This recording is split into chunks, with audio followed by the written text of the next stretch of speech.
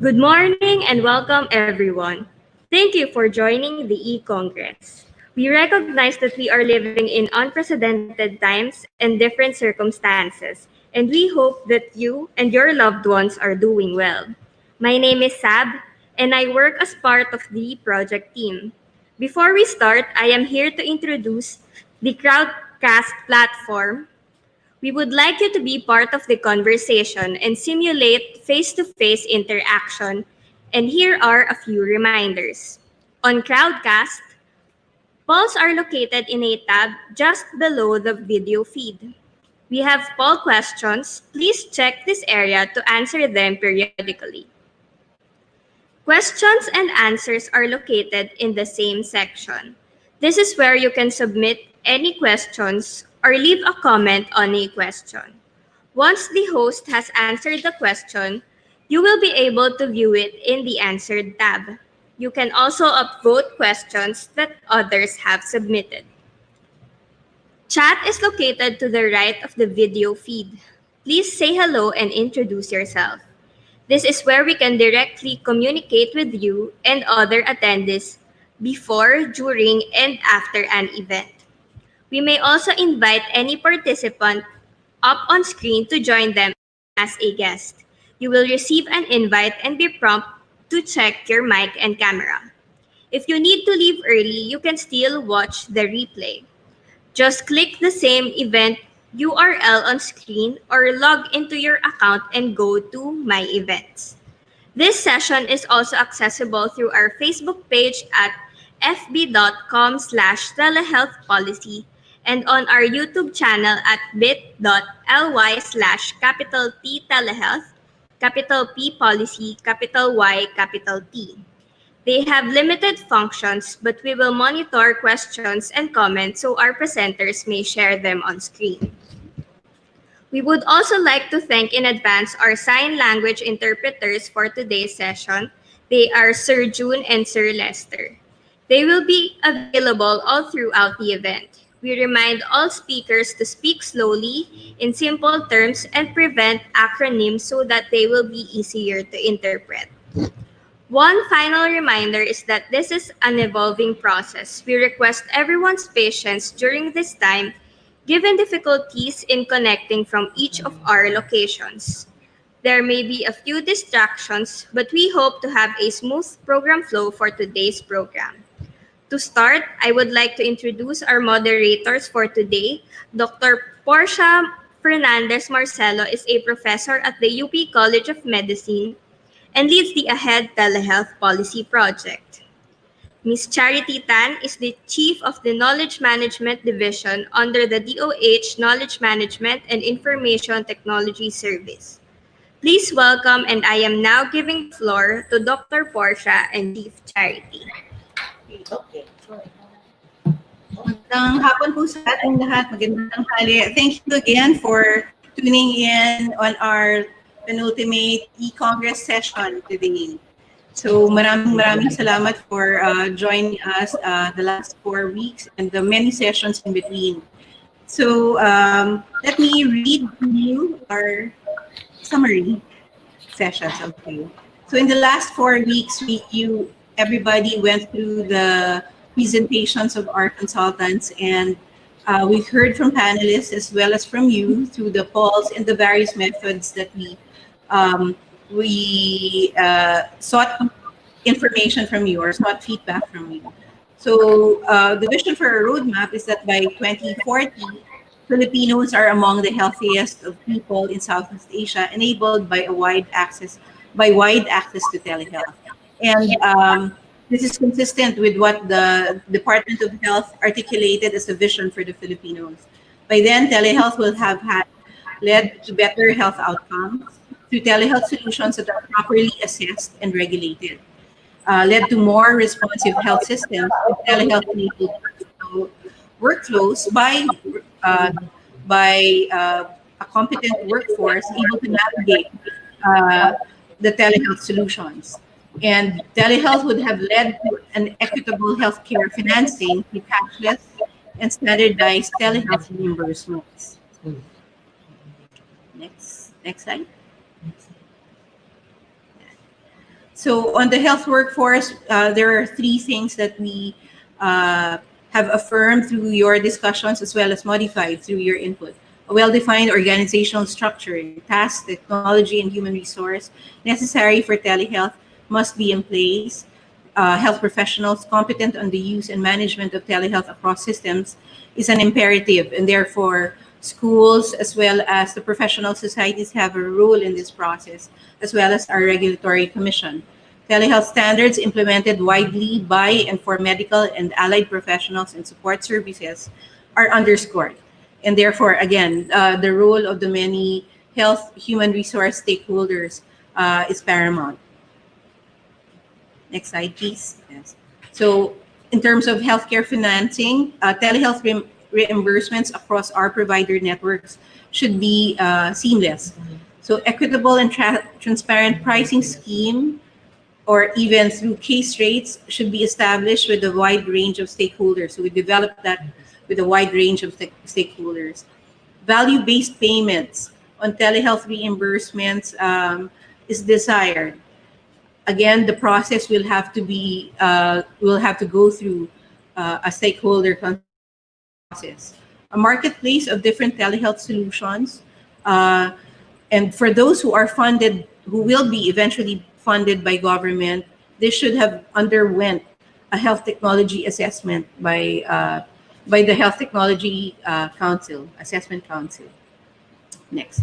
On standards and governance, so telehealth standards and interoperable telehealth solutions are a must, and therefore our standards development or our experts group on standards really has to be well prepared for this. Telehealth services should be monitored through a designated body. Telehealth that is well embedded in existing healthcare provider networks is part and parcel of the monitoring framework, and this should all redound to equitable. It's missing.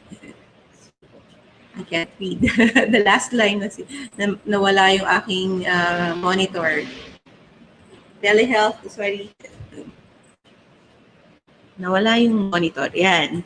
Equitable and telehealth-enabled primary care for all Filipinos. Equitable and telehealth-enabled healthcare for all Filipinos is actually what we want, not just primary care. Okay, so with that, I will call on our Chief Charity Tan to introduce our own, to introduce our keynote speaker and our host. Na-disconnect ang ating... Sige. Anyway, maybe I can show you also a discussion on our statistics throughout the last time. We're trying to get USEC David online again. But throughout the four consultative forums that we had, yeah, I'd like to, I hope you're seeing on our screen the number of participants in our eCongress, yes. So across the 4 weeks, we've had participants as far as Cagayan Valley, yes, okay, and down south as Sarangani. While majority of us are in the Mega Manila area, we are really happy to see friends from Tarlac, many from Bicol. Yeah, the Bicol State University also needs mention. Online right now are our partners from the Social Watch Philippines. We also have the DOH regional office in Cebu, as well as in Davao, as well as in Davao, as well as in Tacloban, Jensan, yes. Definitely, let's shout out to our Governor Cane from Agusan del Sur, who was our guest reactor and presenter last week. So a lot of them also listened in and provided input through our various media. Okay, so I think we're ready. Okay, so we're now ready to introduce our keynote speaker and the host really and the end user really of our research. So this lunchtime we are privileged to have Undersecretary of the Department of Health, Lilibeth David. She is the Undersecretary and head of the Health Facilities and Infrastructure Development Team. Uh, USEC Lilibeth David's office provides technical leadership and advice on health policy, research, quality assurance, legislative relations, external affairs, overall strategic directions on health financing resource allocation. Please welcome, and I am now giving the floor to Undersecretary Dr. Lilibeth C. David. Good afternoon, ma'am. Good afternoon. Thank you, Dr. Portia. Good afternoon, Dr. Eva Cutionco de la Paz, Executive Director of the UP National Institutes of Health, Attorney Adrian Ed Charles, Deputy Spokesperson of the ICT, Mr. Einstein Rojas, Representative of the Philippine Association of Patient Organizations, and to colleagues and everybody who are logging in with us today in this telehealth policy e-congress. While COVID-19 has challenged many health systems in the world, the goal of DOH remains the same, to ensure that no Filipino is left behind. This commitment is consistent with the Universal Healthcare Law, our main driver, to ensure that Filipinos will be taken care of without experiencing financial hardship. In the last months, we've battled with COVID-19. We have seen how the health sector managed both the risks and benefits of telehealth, which can be summarized in this key message. Telehealth is a secure and ethical medical consultation done online. We did this through a sandbox implementation approach where, while we implement telehealth within our COVID-19 hotline and our private sector partners, we are keeping an eye on the security of data and the quality of care through customer feedback. Now that demand for telehealth has gone higher because of the pandemic, we are now faced with the larger expectation from the public. Their main question now is how can telehealth be part of our healthcare system in such a way that medical consultation could easily be accessible, safe, and secure? This Telehealth e-Congress has provided a unique opportunity to gather a wider range of participants to seek a common ground to address this expectation. Let me be clear with you that the DOH vision for telehealth in UHC can be best remembered in three words: enabler for primary care.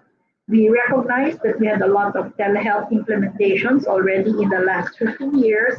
However, because our need now is to organize the journey of the patient to our healthcare system, we are in a better position to reap more benefits. It is time that we put in the forefront the importance of primary care to unburden our hospitals, keep our population healthy, and prevent them from diseases that will be more costly for our health system to shoulder. And telehealth is an enabler to make this even easier. Complemented by a strong electronic medical record system that passes the data of the patient in every level of the healthcare provider network, our strategy to execute this vision will be clear and measurable. In the next few hours, I invite you to ponder on the following points. One, our strengths are the answers to meet our challenges. We may be hindered by the lack of resources, operational problems, and governance issues to implement telehealth, but when we look at the strengths of institutions working on this agenda, we will be able to manage our shortcomings. Number two, our capacities can be best harnessed when we understand the vision. It is possible that we have a wealth of capacities, yet we still do not meet the vision. Before any execution, the vision of telehealth as an enabler for primary care should be met with great confidence among us. And lastly, number three, our human resource for health for information technology is the key to make this happen. Our health, IT, and data people in health facilities are our hidden gems to improve processes and operations for our hospitals. It is time to increase and refine their skills so they can bring about the improvements we need in our health facilities. I believe that as long as we have a common understanding and faith in the roles we play in this agenda, we will surely come up with a clear execution for telehealth in the next 5 to 10 years. Thank you very much and good morning to everyone. Ano, try din.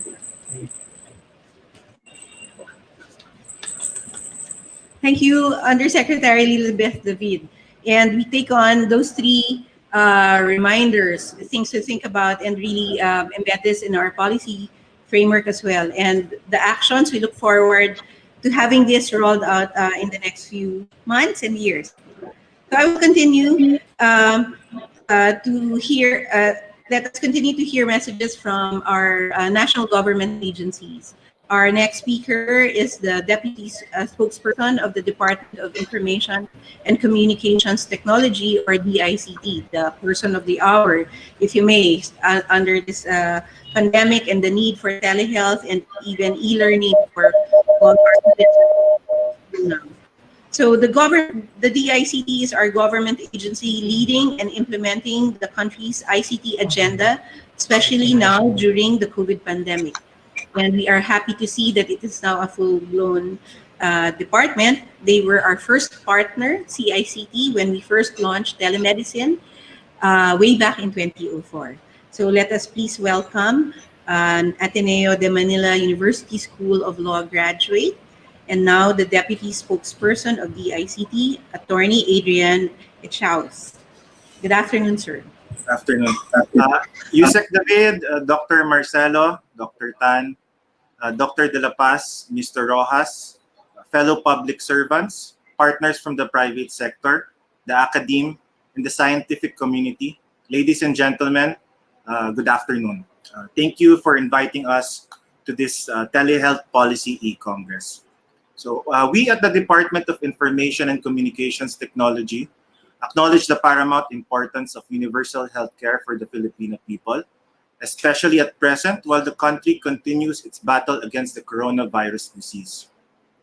While Republic Act 11223, or the Universal Healthcare Act, which was signed into law in 2019, automatically enrolled and afforded the citizens access to the full continuum of health services they need, we recognize that we still have a long way to go in providing all Filipinos access to a comprehensive set of quality and cost-effective, promotive, preventive, curative, rehabilitative, and palliative health services, to which telemedicine will help to achieve. Telehealth provides as an enabling healthcare tool that will help the government provide the health services promised by the Universal Healthcare Law to the Filipino people. And amid these uncertain times where community quarantine and other restrictions are in place in observance of health protocols, telehealth's potential to revolutionize our healthcare system in the new normal has become more recognized and given much attention. With this, as part of the whole system, whole of government, and whole of society approach in the development, implementation, monitoring, and evaluation of health policies, programs, and plans, as stipulated in the UHC law, the DICT vows to be an active partner in the implementation of telehealth services in the country. We commit to work with stakeholders in the development of standards, including interoperability and access for e-health programs. As an overview, the DICT is mandated by Republic Act 10844 to be the primary policy planning, coordinating, implementing, and administrative entity of the executive branch of the government that will plan, develop, promote the national ICT development agenda. The DICT is accorded the function to develop and implement policies to promote the use of ICT in nation building, including the advancement of e-health as a way to maximize the benefits of ICT to improve health outcomes in the country. At present, the DICT is driving up its digital transformation efforts to help the country adapt to the new normal and to transform it into a knowledge-based economy. With our digital transformation efforts, we hope to strengthen internet connectivity and access to enable our country to migrate to the digital landscape, and so that the Filipino people can take full advantage of opportunities and services available online. For the provision of quality and extensive internet connectivity, the DICT continues to develop and deploy internet sites, especially in the remotest parts of the country, through the Free Wi-Fi Internet Access in Public Places program, or the Free Wi-Fi for All as mandated by RA 10929. Due to the COVID-19 pandemic, we have reprioritized the rollout of our Wi-Fi sites to strengthen internet access in health institutions in our country. As of September 8, 2020, there are around 1,207 government hospitals and rural health centers units installed with government provisioned free Wi-Fi. This free internet connectivity and access is expected to help health institutions in their continuous operations sans the physical interactions. Over 5,046 free Wi-Fi sites are deployed in public spaces across the country as of September 8 this year. The program aims to put up a total of 10,069 sites by the end of 2020. A total of 2,588 of these shall be in government hospitals and rural health units, while the program aims to have a total of 23,100 sites by the end of 2021. As long-term solutions to improve internet connectivity in the Philippines, the DICT is also working on the implementation of the National Broadband Program, as well as the accelerated rollout of common towers across all regions. Initiatives that will widen the coverage of internet connectivity and access in the country, especially in unserved and underserved areas.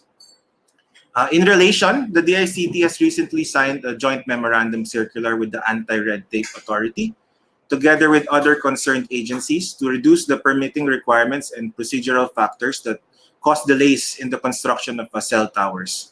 In fact, the DILG reported that 1,500 pending applications for tower constructions for the year 2020 in 55 provinces and 25 cities have already been approved by the LGUs. So this is indeed a promising start for the common tower industry, and we hope that this will give birth to a robust and sustainable ICT environment.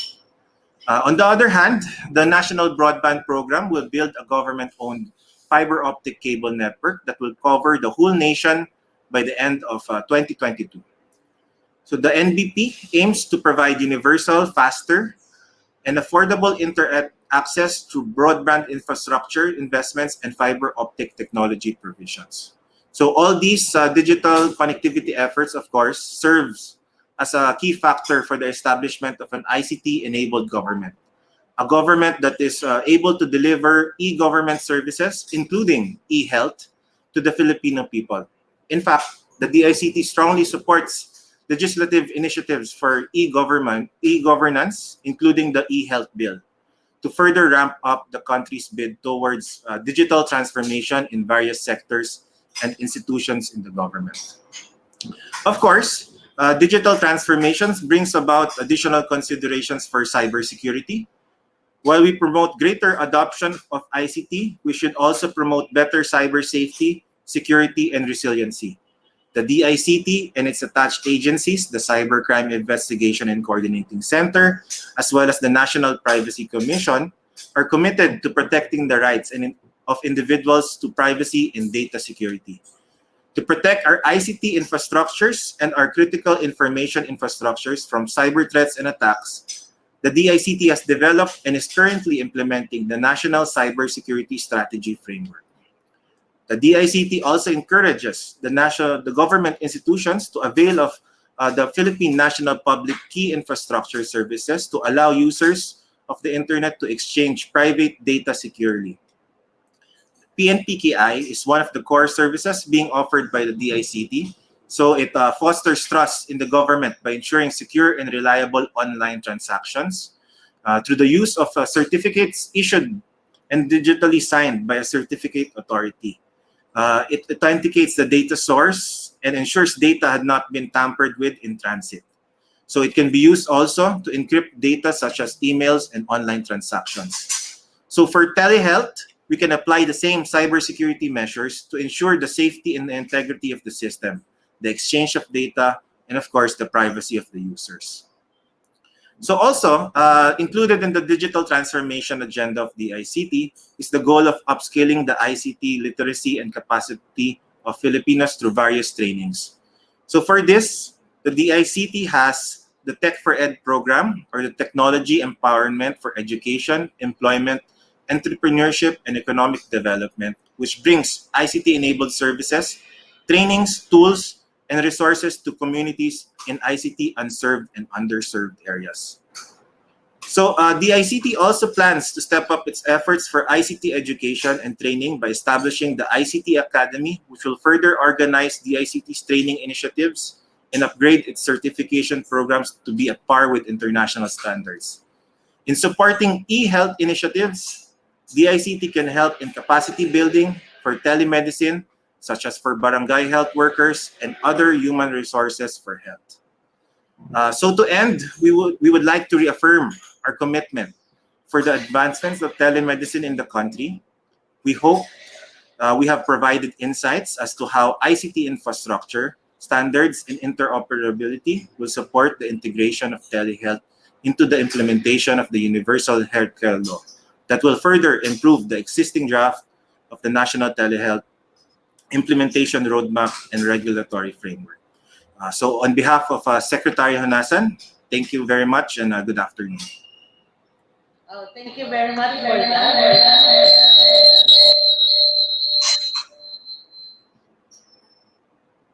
Thank you for that, Attorney Adrian Echawas.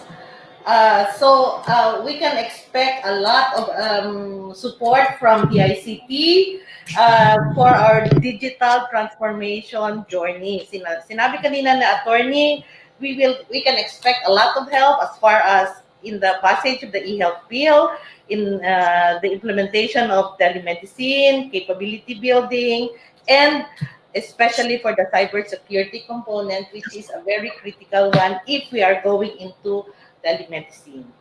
Okay, so thank you for that. To introduce our next speaker is an MS candidate at the Asian Institute of Management and a Level 1 Innovation Associate at the Global Innovation Management Institute. Einstein Rojas is also a board member of the Philippine Alliance of Patient Organizations, or PAPO, PAPO, a coalition of patient organizations advocating for universal access to healthcare and allied services for Filipino patients, including persons with disabilities, or PWDs. So, ladies and gentlemen, please welcome, and I am now giving the floor to Mr. Einstein Rojas. Hi, good afternoon. Can you all hear me? So yeah, I guess you can hear me. So Yusek David, Attorney Jude, Dr. Eva, Dr. Persia, organizers, health advocates, and health practitioners. Good afternoon. First of all, thank you for having me, as it feels incredible that the world is changing rapidly to hear the voice of the patients side by side virtually with these wonderful panelists and organizers. I am Einstein Rojas.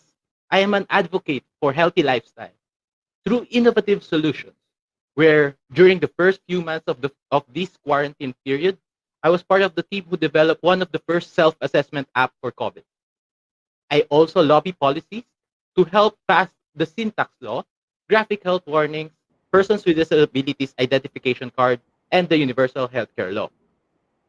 Currently, I'm taking up my Master's of Science in Innovation and Business degree at the Asian Institute of Management. The Global Innovation Management Institute recently certified me being the Level 1 Innovation Associate. I'm on my way to getting my Level 2, being an Innovation Master.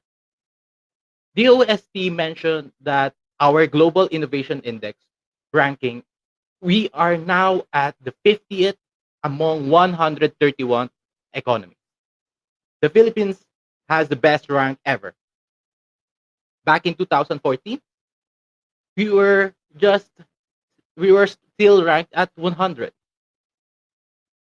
While doing so, being a board member of the one and only Philippine Alliance of Patient Organizations, anchored to a global alliance of patient organizations, wherein patient leaders, patient experts focuses on innovative approaches, uplifting the patient's capacity and voices towards economic development.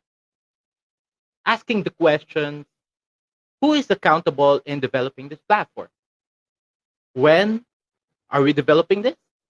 How should we be developing this? Should we be agile or should we use a waterfall type of development to roll out? A, nation, a nationwide rollout is no joke.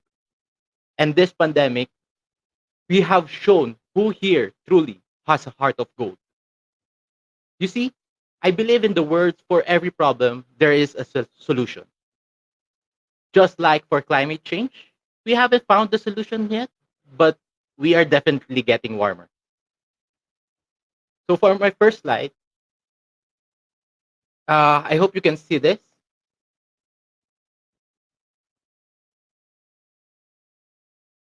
So on a serious note, we are Papo. We are solution seekers. We believe in if you are not part of the solution, you are part of the precipitate of the problem. So what really is the problem telehealth is solving? In Papo, we explore ideas through storytelling, ethnography. These are patient journeys that translate into data gathering methodology, classifying our members to not just patients, but to individual patients, patient advocates, patient organization representatives, and patient experts. I have discovered that the patient's journey in telemedicine can be summarized to these principles to integrate technology with healthcare institutions and patients all working together with the government. First is internet device access is will question the people who are living in far-flung areas. How about the poor? How about the disabled? The access provides a limited access as of now. Second concern is privacy, where we are to provide a safekeeping for our medical records and telecommunications. Third is transparency of medical costs as a way to keep track of your medical expenses. Fourth is streamline information on health records to whichever rural health unit, clinic, or Apex hospital you will go to. Fifth is health financing. Health financing towards to those who need it the most, slowly expanding to healthcare for all. And we must not only look at the short-term investment, but the return of the long-term investment of healthy Filipinos, less expenditures, and the economic value it will bring to a working society. Sixth, proper patient care to a healthcare providers that provide empathy. And seventh, patient navigation to filter and help the process of the patient safely throughout the journey. So creating a patient-centric standards approach will lead to the acceptability and the tool that will create value to the users. Think of it as a customer-centric business, weighing in the economic risk as you validate the need of your customer, which is in this case the patients, that may solve the metaphors and myths. Now, the biggest problem of the telehealth will be creating a platform that will not discriminate nor dishonor. It will not be self-seeking, as the doctors are patient, spoken with kindness. It will not envy, nor boast, nor proud. Doctors must not be easily angered or in a hurry. It keeps no record of wrongs, but only facts. It does not delight in evil, but rejoices with the truth, where it will always protect the patient, trust the stakeholders, and hopes for a healthier citizen and preserve the Filipino lives. In behalf of Philippine Alliance of Patient Organizations, I would like to share, no one cares how much you know until you know how much you care, by Theodore Roosevelt. Thank you very much. Okay, thank you for that. Ouch.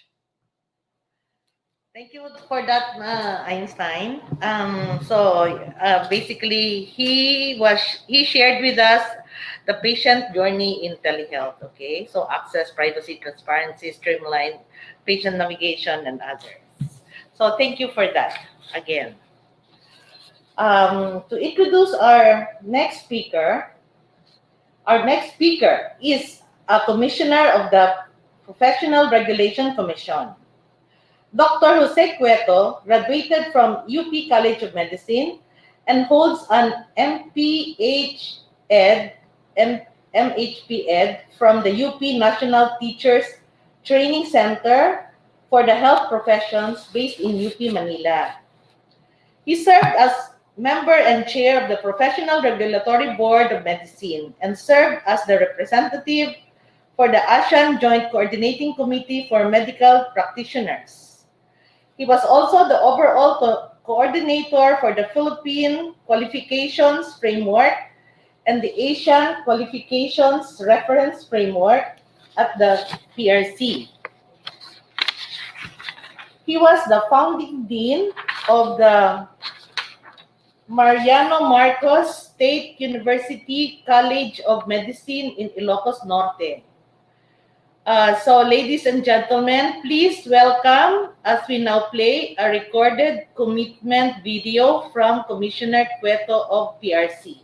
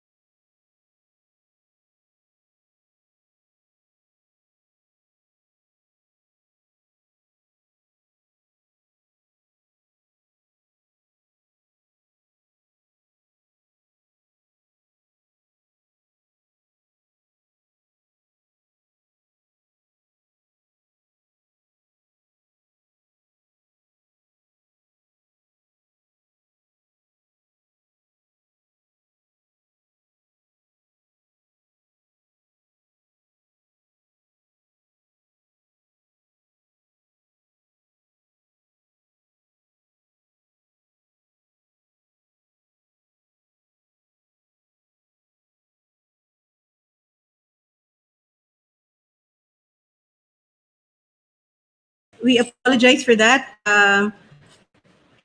We will hear from Dr. Cueto again. We will try to fix the video. Um, However, let us proceed with our final speaker for the session. This telehealth policy development project is an output of the UP Manila, and specifically the National Institutes of Health. And in a way, it culminates 15 years of research and development and policy advocacy ever since we started this journey on telehealth in 2004. To present to present the university's perspective, we are inviting Dr. Eva Maria Cotionco de la Paz to present our position.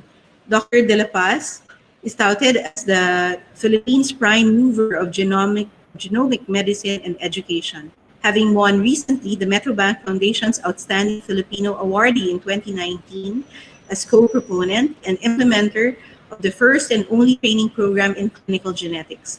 She leads the UP National Institutes of Health, which strives to be the recognized authority in health research and development and a key resource of critical health information in the country and Southeast Asia, especially during this time of COVID pandemic. Please welcome, and I am now giving the floor to Dr. Eva Maria C. Cotionco de la Paz for our closing remarks in a way. Okay. Eva? Magandang hapon po sa inyong lahat. Inabati ko po si DOH Undersecretary Dr. Lilibeth David, Attorney Adrian Echaus of the DICT, the Deputy Spokesperson, Mr. Einstein Rojas of the Philippine Alliance for Patient Organization, Dr. Jose Cueto of the PRC, of course, Dr. Charity Tan, Chief of the DOHK MITS, and of my beloved Portia and her team at the UP Manila National Institutes of Health, at sa inyo pong lahat na kapiling po namin ngayon.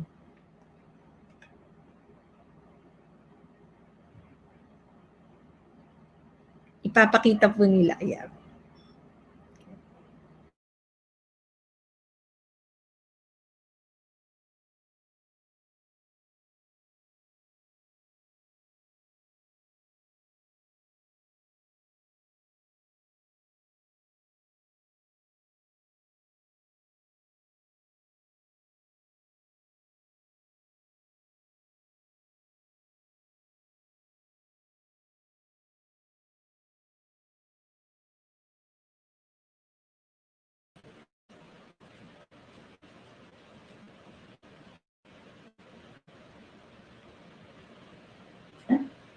How fast those 4 weeks have been. The efforts of the Department of Health, the Department of Science and Technology, Philippine Council for Health Research and Development, and the University of the Philippines, Manila National Institutes of Health towards the telehealth policy eCongress have been very commendable. A nationwide consultation on telehealth, above all during a pandemic, has been the first of its kind. This event gathered so many participants from across all stakeholders within our healthcare system. Productive sessions over the past few weeks surfaced new and resurfaced some old issues that hinder successful implementation of telehealth. Over time, the UP Manila National Institutes of Health, as well as the different colleges of the University of the Philippines, Manila, have documented and provided the best evidence available to support the Department of Health's efforts as it provides healthcare for all. But as we enjoy the fruits of our discussion, we invite you to focus on our collective future. What does it hold for us and for telehealth? Your inputs tell us that we need healthcare that is attentive to accessibility, to equity, and affordability. We want an innovative but equal playing field for our telehealth solutions, and one that is properly regulated by a governing body. We want to build the capacity of our current and future workforce so that they may take advantage of telehealth to transform the way they work and communicate with patients. We want an enabling environment that promotes the use of telehealth solutions wherever and whenever our patients need it. And we want telehealth to be embedded in all levels of our healthcare system. We join the many innovators and researchers that are key to accelerating the adoption and use of telehealth in our healthcare provider networks. We will continue to deliver and partner as widely as possible to invest in a telehealth-enabled healthcare system. In fact, the University of the Philippines, Manila, drafted with the Department of Health a joint memorandum on telemedicine practice guidelines. We welcome the opportunity to have led the drafting of the proposed National Telehealth Implementation Roadmap and Regulatory Framework, which will be presented to the Department of Health for approval in a few weeks' time. This contains all your inputs and stories, transformed into actionable insights for the government at all levels, everywhere. All these efforts will not be possible without the Department of Health taking the lead in integrating telehealth in our clinical workflows and in public's lives. Narinig siya. The Department of Health is the key figure that will steer telehealth in the correct direction, agreed in the Telehealth Implementation Roadmap and Baka yung crowd Regulatory cast Framework. is not the best. The DOH has the expertise and the public's confidence needed to navigate changes mahirap. in the medical and technological landscape several years So from now. parang mas maganda pa It rin is yung also a sa willing IMS. partner to all Sa IMS institutions, both natin. public and private, as it manages massive organizational changes as we continue its integration post-COVID-19. DOH listens and is attentive to those who need telemedicine the most and ensures they are provided the highest quality of care available. As always, the University of the Philippines Manila National Institutes of Health remain committed to provide the necessary leadership and excellence in research and capacity building on telehealth. One that is keenly aware that telehealth is not the solution, but an enabler of the solution, so we can bring better, higher quality, and affordable healthcare to all Filipinos. We hope to see you all soon, but if you do get sick, see you over telemedicine. Magandang tanghali po ulit sa inyong lahat.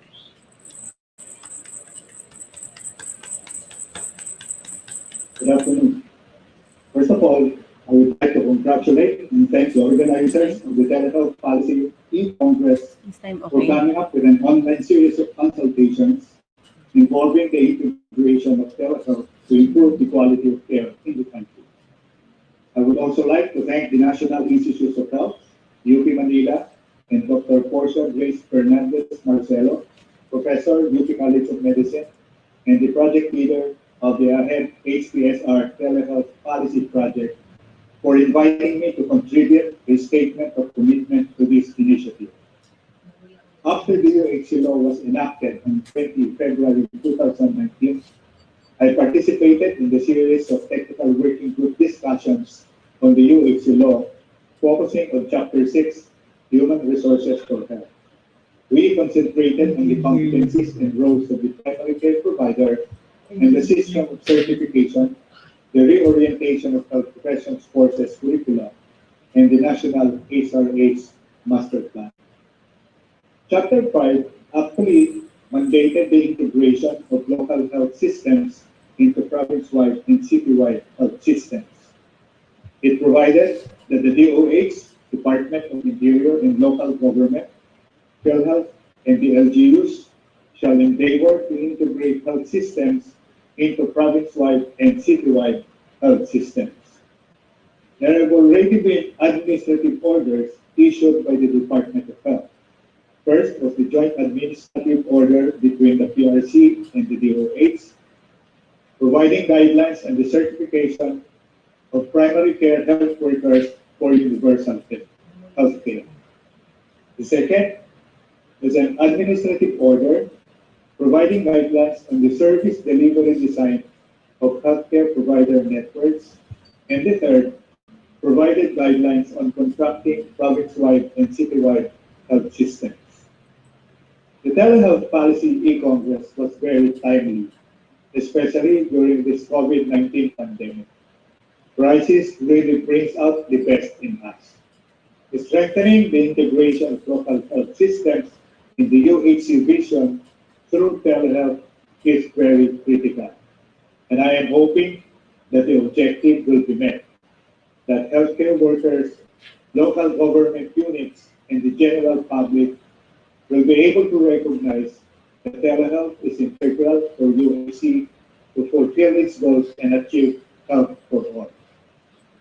Videos depicting ang istorya ni Juana were very effective, showing Juana from childhood to adulthood with different medical conditions. They showed components of the local health systems, the referral system to higher levels of care depending on the need, and the documentation and updating of all patient records at every level through telehealth. The problem of fragmentation of care and the lack of an integrated system of communication and documentation at different levels of care were being addressed in the video. The Professional Regulations Commission, with the help of various regulatory boards, regulate the practice of professions.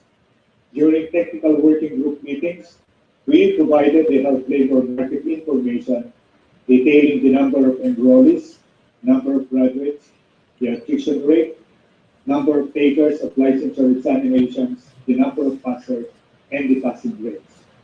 We also supplied data on number of registered and licensed health professionals and the active professionals, those who have been renewing their PIC IDs during the last 3 years based on our operational definition. We therefore look forward to working with various government agencies, both national and local, the Congress of the Philippines, regulatory bodies, public and private healthcare institutions, educational institutions, healthcare professionals, and all stakeholders in the improvement of healthcare in the country.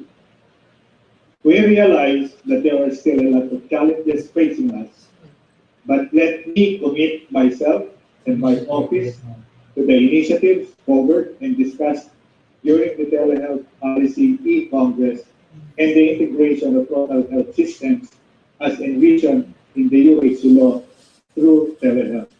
Thank you very much for your time and attention.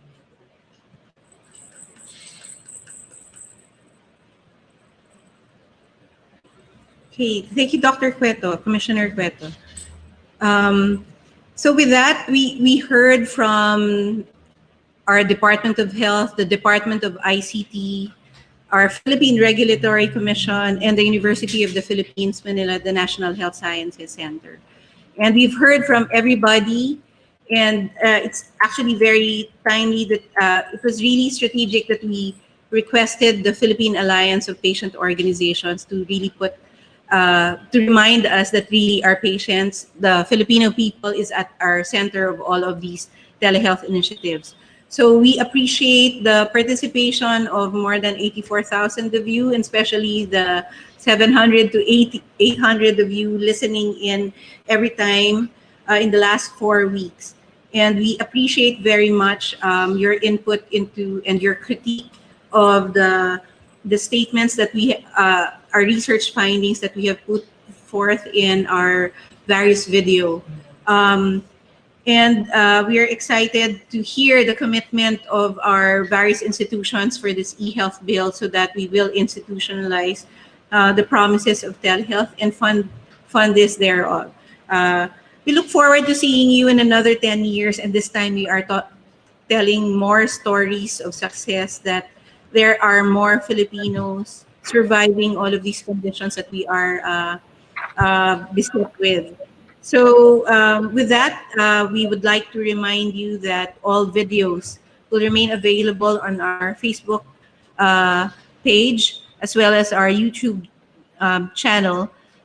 We will have still an opportunity to get your feedback from all of these inputs that we provided so that we can enhance them further before we present them to our Department of Health.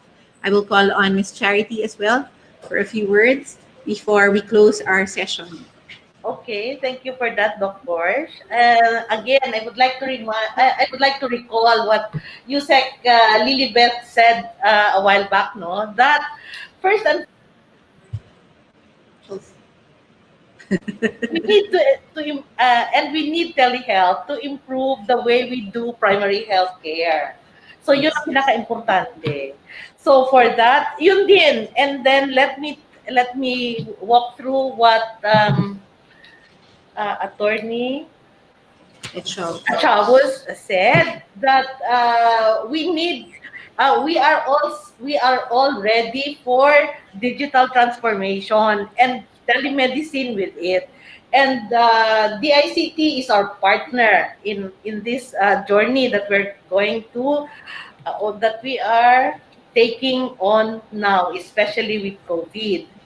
And with that, we have the national broadband, digital connectivity initiatives, we have the cybersecurity framework, and we have the free Wi-Fi in all health facilities.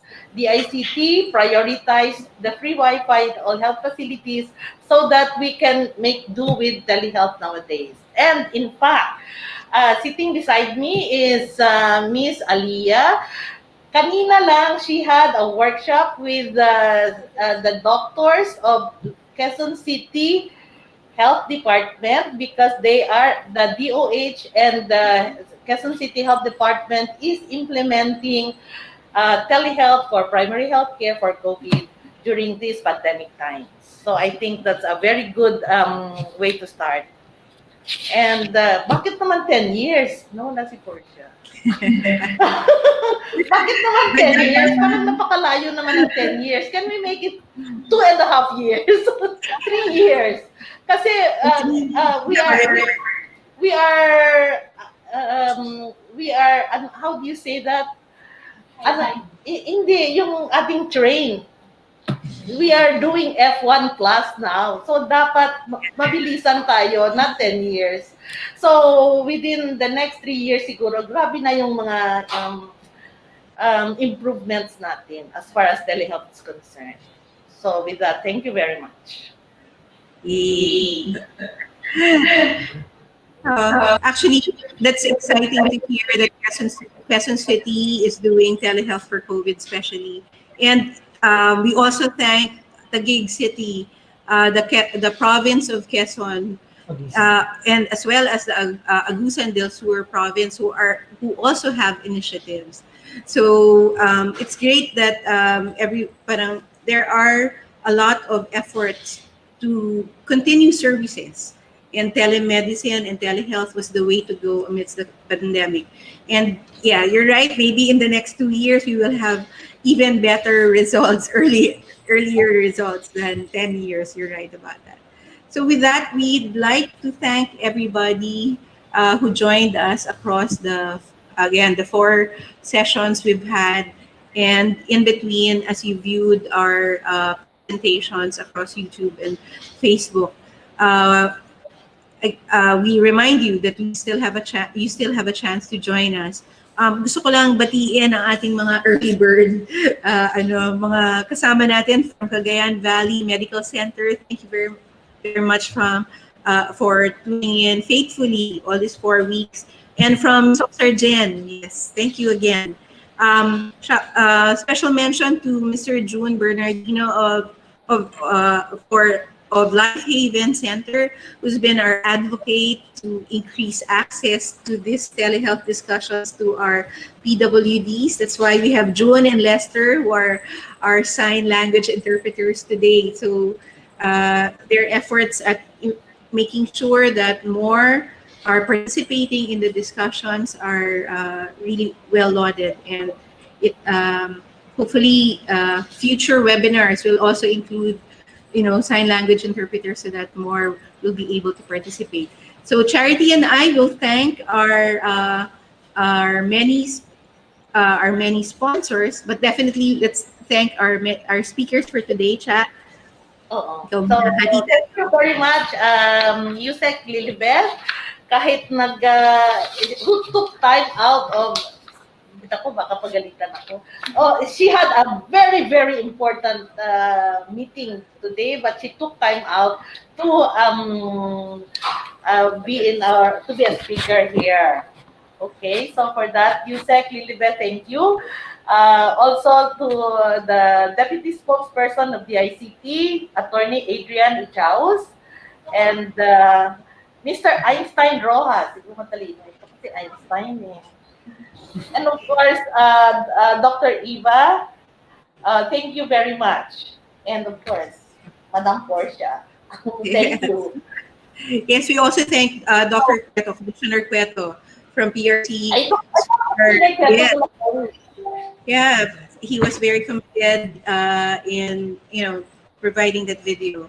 We also want to thank our partners for this eCongress: Social Watch Philippines, Alternative Budget Initiative Health Cluster, led by Ms. Princess Nemenzo, the Philippine Alliance of Patient Organizations, led by Ms. Gurley and represented today by Einstein. We want our studio location. We want to thank the UP Medical Alumni Society for sponsoring us all these 4 weeks. Charity, let's read through. Hati tayo. Ang dami nating supporters eh. Gusto kong paghatian natin. Last page ko. Sa'yo ang ating our supporters. Yeah, okay. Yeah, Philippine please. College of Surgeons. Thank you. Philippine Alliance of Patient Organizations. Nutritionist Dietitian Association of the Philippines.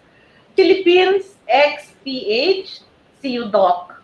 Medify, Luzon Crisis Assistance Team, UP College of Medicine Medical Informatics Unit, Ateneo School of Medicine and Public Health, Bicol University College of Medicine, APMC Student Network, Emilio Aguinaldo College School of Medicine, Kinaadman, Brokenshire College, School of Medicine. Yeah.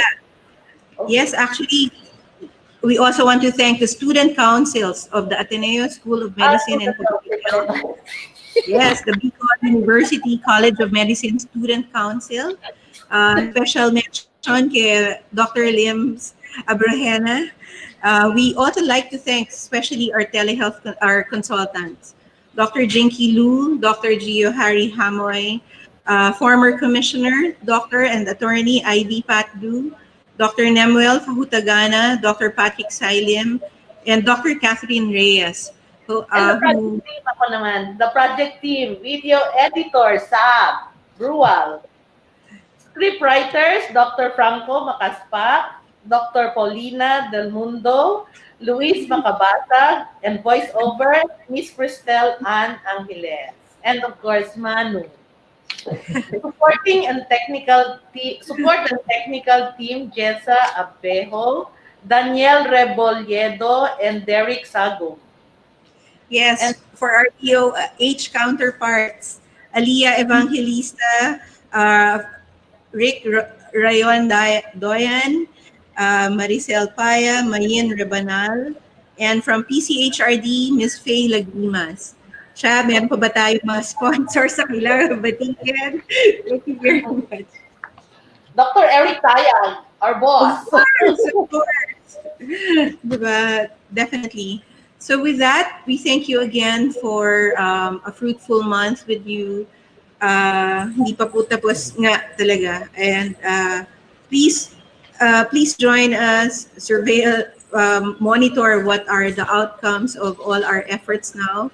We really hope that our Juan and Juana of the future, of the near future, will benefit from telehealth always, especially beginning at the primary care level. So with that, thank you very much, and Thank you. have a safe and healthy day and months and years. Stay safe. Thank you again. Bye-bye. Thank you, June and Lester. Maraming salamat po.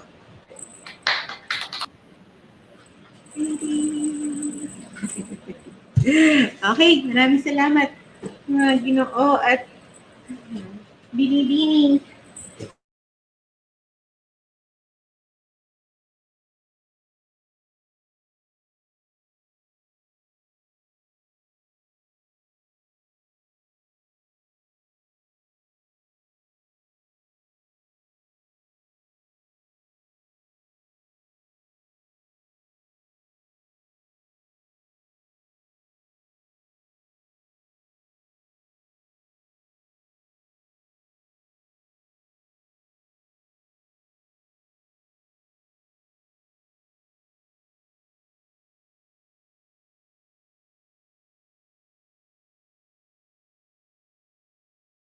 Ayun